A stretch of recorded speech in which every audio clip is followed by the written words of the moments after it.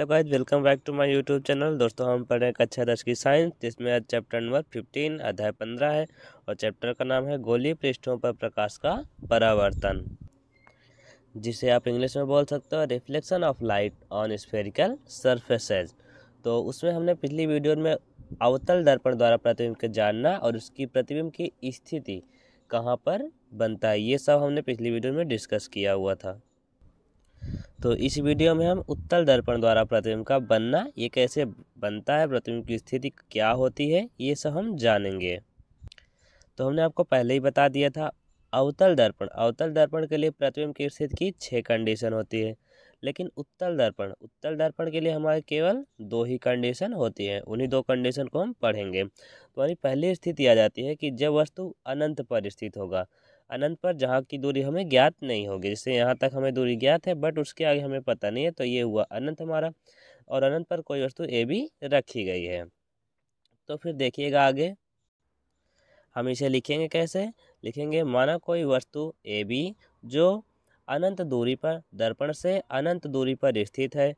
दर्पण के शीर्ष ए से वस्तु के शीर्ष ए से 2 किरणें परस्पर दर्पण की ओर आपतित होती हैं और दोनों ही किरणें परावर्तन के पश्चात मुख्य फोकस से, यहाँ पर देखिए आभासी बनेगा तो हम लिखें मुख्य फोकस की ओर से आती हुई प्रतीत होती हैं।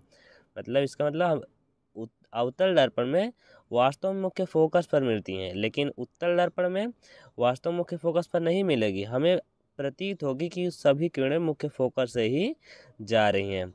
बात समझ में आ रही है? तो इसे ऐसा ही लिखा जाएगा।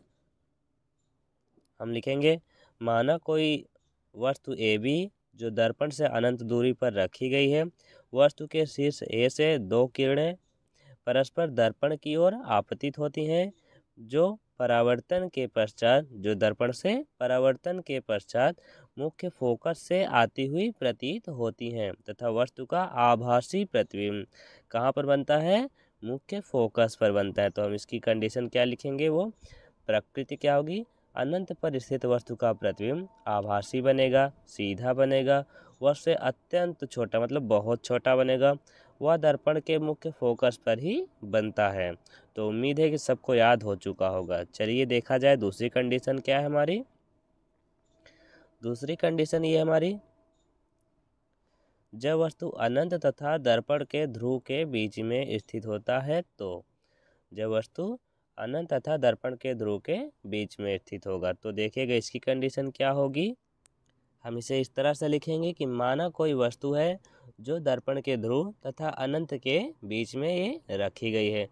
वस्तु के शीर्ष ए से 2 किरणें परस्पर दर्पण की ओर आपतित होती हैं। पहले किरण जो मुख्य अक्ष के समांतर जाती है, ये मुख्य अक्ष है, मुख्य अक्ष के समांतर ये किरण जा रही है जो परावर्तन के पश्चात मुख्य फोकस से आती हुई प्रतीत होती है। यहाँ पर देखिए किरण ऐसे गई, ऐसा लग रहा है कि मुख्य फोकस से ही ये किरण जा रही है।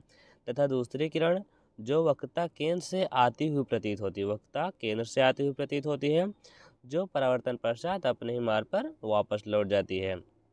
और ये दोनों परावर्तित किरणें बिंदु ए डैश यहाँ पर एक दूसरे को मिलती हैं और हमारा आभासी और सीधा प्रतिबिंब क्या बन जाता है?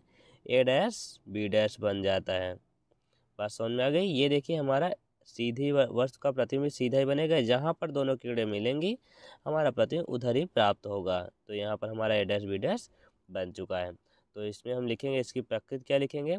अनंत व दर्पण के ध्रुव के बीच स्थित वस्तु का प्रतिबिंब आभासी बनेगा, सीधा बनेगा, वस्तु से छोटा व मुख्य फोकस तथा ध्रुव के बीच में बनता है। यहाँ देखिए ये है फोकस और इधर है ये दर्पण का ध्रुव, इन दोनों के बीच में ही प्राप्त हुआ हमें ये वस्तु का प्रतिबिंब। तो आई होप सबको याद हो चुका होगा। चलिए आगे देखा जाए, आगे क्या आता है हमारा। आगे आता है हमारा अवतल दर्पण का उपयोग। तो अवतल दर्पण के उपयोग कितने हैं, चलिए देखते हैं। तो इसमें पहला उपयोग हमारा है उत्तल दर्पण का उपयोग स्कूटर, मोटर कारों आदि वाहनों में साइड दर्पण के रूप में किया जाता है। मतलब जितने भी हमारे वाहन होते हैं सभी के बीच में जो साइड में जो मिरर लगा होता है, दर्पण जो लगा होता है, उसमें हमेशा उत्तल दर्पण का ही उपयोग किया जाता है, जिससे पीछे की ओर की काफ़ी बड़े क्षेत्र को स्पष्ट व सीधा प्रतिबिंब दिखाई पड़ता है। इसीलिए कि दर्पण के साइड दर्पण में जो उत्तल दर्पण लगा होता है पीछे की दूर को मतलब काफ़ी उसके बड़े क्षेत्र को स्पष्ट रूप से दिखाता है। तो दर्पण इसलिए वहाँ पर उत्तल दर्पण का प्रयोग किया जाता है जितने भी गाड़ी होते हैं सभी के वाहनों में।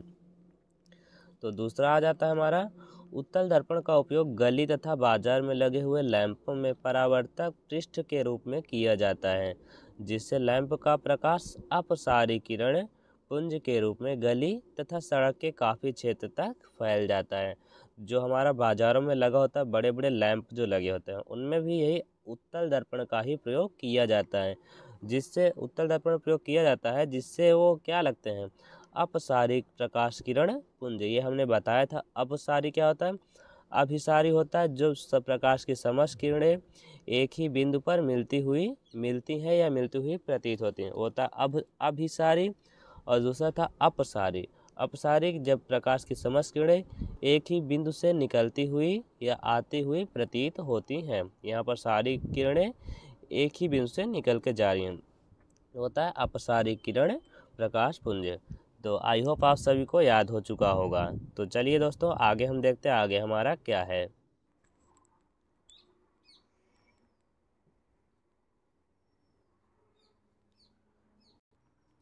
उसके बाद आ जाता हमारा गोलीय दर्पणों द्वारा परावर्तन के लिए चिन्ह परिपाटी।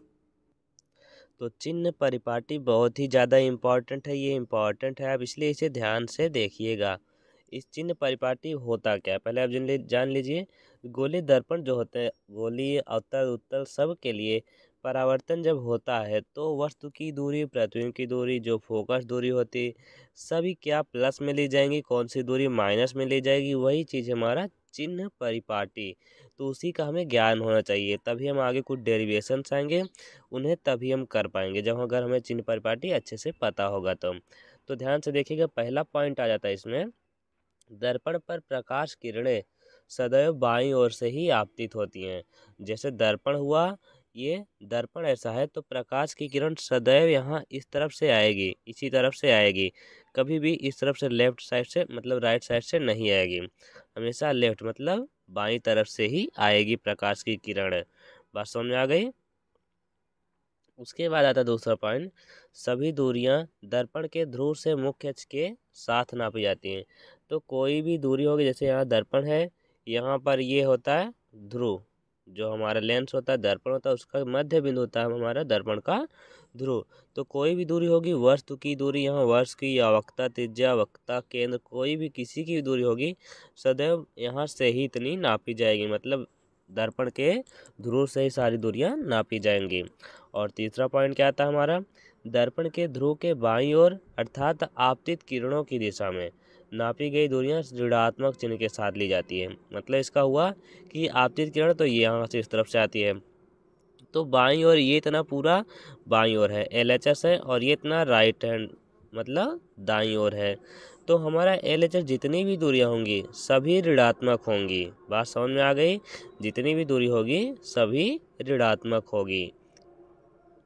और उसके बाद इसी का जस्ट अपोजिट दर्पण के ध्रुव के दाईं ओर अर्थात आपतित किरणों की दिशा में नापी गई, यहाँ आपतित नहीं यहाँ परावर्तित होना चाहिए, परावर्तित किरणों की दिशा में नापी गई दूरियां धनात्मक चिन्ह के साथ ली जाती हैं। तो दर्पण के दाईं ओर मतलब यहाँ कोई दर्पण है तो यहाँ पर ये हम बताएं ये दाईं ओर ये बाईं ओर इस साइड, इस तरफ हमारा दाईं ओर। तो इस तरफ जितनी भी दूरियां होंगी वास्तविक आभासी जितना भी होगा ध्रुव या यहाँ पर फोकस दूरी उत्तल लेंस में लिया जाता है ज़्यादातर इस साइड में, तो जितनी भी इस साइड दूरियां होंगी सभी धनात्मक में होंगी, ये बात आपको याद रखना है। उसके बाद हमारा पांचवा पॉइंट आ जाता है कि वस्तु एवं प्रतिबिंब की लंबाइयाँ मुख्य अक्ष के ऊपर की ओर धनात्मक तथा नीचे की ओर ऋणात्मक ली जाती है। इसका मतलब ये हुआ कि यहाँ जैसे देखिएगा ये हमारा मुख्य अक्ष मान लीजिए, तो वस्तु अगर ऊपर की ओर है तो ये होगा प्लस, अगर हमारा प्रतिबिंब यहाँ पर नीचे की ओर बना तो वो होगा माइनस, मतलब ऊपर की ओर सभी दूरी हमारी धनात्मक होगी और नीचे की सभी दूरियां ऋणात्मक होगी। बात समझ में आ गई। चलिए इसे हम फिगर के द्वारा समझते हैं। हमारा ये फिगर बना है। फिगर में देखिए साफ साफ सभी चीज़ें समझाई गई हैं, आप ध्यान से देखिएगा। इसमें देखिए यहाँ पर ये हमारा है ध्रुव और ये हमारी है मुख्य अक्ष है, और यहाँ पर देखिए ये वस्तु ए बी रखी गई है। तो देखिए इसमें पहला पॉइंट बोला गया ऊपर की ओर सभी लंबाई धनात्मक होगी, मतलब ये देखिए ऊपर की अगर कोई भी लंबाई होगी वो धनात्मक होगी। और ये देखिए वस्तु जो है बाईं ओर स्थित है, ये है LHS मतलब लेफ्ट हैंड साइड, और ये दूसरा वाला क्या है RHS मतलब राइट हैंड साइड है। तो बाईं ओर जितनी भी दूरी होंगी सभी ऋणात्मक होगी। ऐसा नहीं कि जो अगर नीचे की ओर है तो वो ऋणात्मक होगी, बाईं ओर केवल ऊपर की साइड जो होगी वही उतनी होगी हमारी प्लस, और नीचे की साइड जितनी होगी वो सारी माइनस होगी। तो वस्तु जो है ये बाईं ओर है और आपतित किरण की दिशा ये है, यहाँ से सभी किरणें इसी टाइप से आती हैं।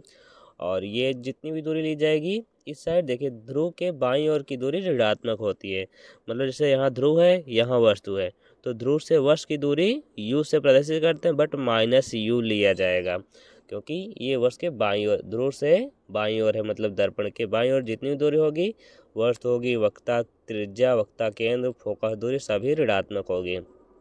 और दिया है ध्रुव के दाईं ओर की दूरी धनात्मक होगी, इस तरफ हमारा जो जो भी रहेगा सभी धनात्मक रहेगा। तो आशा है कि सबको समझ में आ चुका हो चिन्ह परिपाटी क्या होता है। इसके बाद आ जाता है हमारा गोलीय दर्पणों की वक्ता त्रिज्या जिसे स्मॉल r से प्रदर्शित करते हैं, तथा फोकस दूरी f में संबंध जो होता है f बराबर r/2।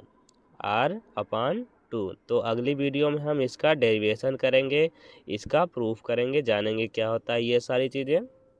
तो ये पढ़ने के लिए अभी हमारे चैनल को सब्सक्राइब करके हमारे साथ जुड़ जाइएगा, ताकि हमारी हर न्यू वीडियो की नोटिफिकेशन आप तक तुरंत पहुंच जाए। तो जल्दी सब्सक्राइब कर लीजिए चैनल को और वीडियो को लाइक कर दीजिएगा। मिला जाएगा अगली वीडियो में, तब तक के लिए जय हिंद, धन्यवाद।